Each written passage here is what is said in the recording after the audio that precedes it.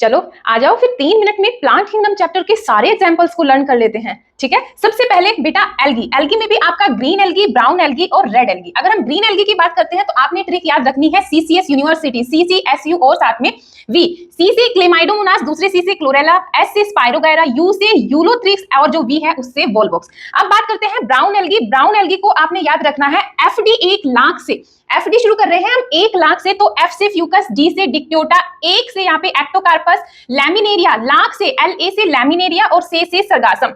उसके बाद में आता है हमारा रेड एल्गी। रेड एल्गी में आपने सिर्फ पीपी और जीजी याद रखना है। पीपी पोरफायरा, दूसरा पी पॉलीसिफोनिया, एक जी से ग्रेसिलेरिया और दूसरे जी से जेलिडियम।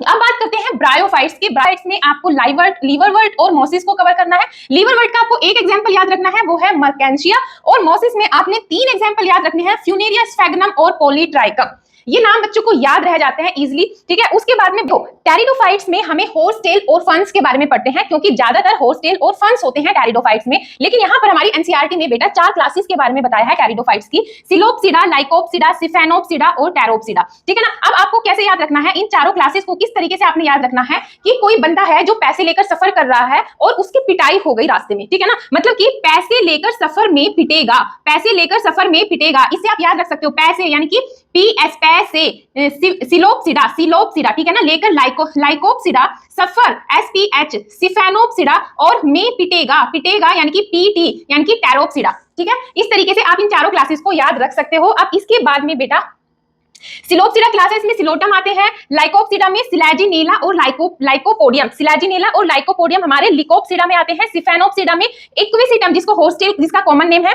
ठीक है, और टेरोपसिडा में डायरोप्टेरिस, टेरिस और एडियंटम, और इसमें ये सारी फर्न्स हैं। ठीक है ना, इसके अंदर सारी हमारी फर्न आती हैं। ठीक है, साल्विनिया एक एक्वेटिक फर्न है। बात करते हैं जिम्नोस्पर्म की। जिम्नोस्पर्म के अंदर हमें पढ़ने होता है साइकस और कोनिफर्स के बारे में।